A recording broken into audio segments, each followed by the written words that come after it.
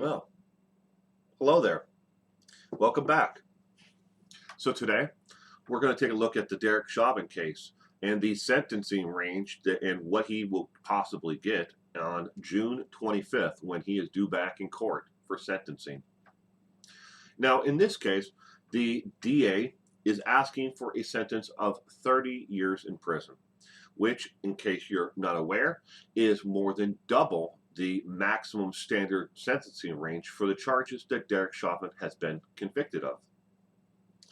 And if he is sent to prison and he is given the 30 years, he wouldn't be going to a maximum security prison. He would be going to what they call a minimum or a level 3 within the actual prison system. It, think of it more of as a medium security prison because he's not a risk to actually escape. He is a risk of injury, though, and we'll get into that in just a minute. But Derek Chauvin, the DA wants 30 years in prison, more than double the actual maximum standard range. He has cited several things, regarding why he is asking for double the sentencing range, and likewise, the defense attorneys have actually listed what they want as probation, and they want time served. Time served in probation for Derek Chauvin. Where should he go? I would love to hear your comment down below of where you think Derek Chauvin should go if he is given a sentence at all. So Derek Chauvin, when it comes to prison, would be in protective custody. He would never see general population anywhere because they would be a target in general population, and likewise they would be a target in a protective custody unit that is for normal people who need protective custody. High risk to be victims themselves, and he would have to spend his time in prison there. When it comes to the actual cost of housing an actual inmate in protective custody, the cost is about twice what it would be of an actual prison inmate, normal prison inmate in general population.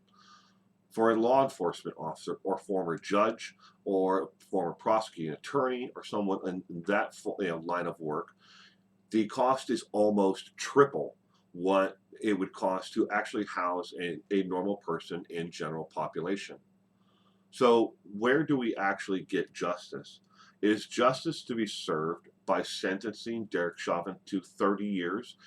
Now, keep in mind that if he is given a sentence of 30 years, it would most likely be a death sentence for Derek Chauvin, because Derek Chauvin has been diagnosed with a heart ailment that will most likely kill him. If he is to receive excellent medical care, he would maybe, if he's lucky, get another 20 years of life before his health would deteriorate to the point where he would need constant care, and he would be housed then, instead of in a protective custody unit, he'd be in protective custody in an actual medical unit, either in a hospital, or he would be in a protective custody unit within an actual penitentiary. And the costs are extraordinary then for what it costs to actually house an inmate in one of these units. Derek Chauvin be given a sentence of 30 years? Or should he get the probation that the defense is asking for? Now, when it comes to the actual police departments and the Department of Justice, they are looking at whatever the sentence is, they're going to have to ramp up the actual police enforcement and presence in the downtown Minneapolis area and in St. Paul as well. A lot of talk of retaliation against the police department for anything that comes down that wouldn't be the maximum. People want life in prison without parole. They want the death sentence for Derek Chauvin. And they're screaming at it and talking about it daily, everywhere on the internet and on talk radio and on television. They don't want Derek Chauvin to draw another breath for what he did to George Floyd. This is very worrisome to the officers who are on the actual street, because remember, not all of them are bad, evil people like Derek Chauvin. These people have families, children, loved ones who care about them. Should they be the victim and have to serve, at the ultimate price for what Derek Chauvin did? Is this, even right in our society? Is a just society, a society that goes out and seeks revenge upon somebody else? Do we get to the point where we say, look, this white man did something wrong. Let's kill all white men. This African American did something wrong. Let's kill all African Americans. This janitor did something wrong. Let's kill all janitors. This officer did something wrong. Let's kill all officers. But ladies and gentlemen, that's where we are today. They are seeking retribution upon anyone that they can find. Anyone in uniform. Do we want complete anarchy? Or do we want George Floyd's murderer, Derek Chauvin, to be sentenced to something where he has to pay the price for what he did?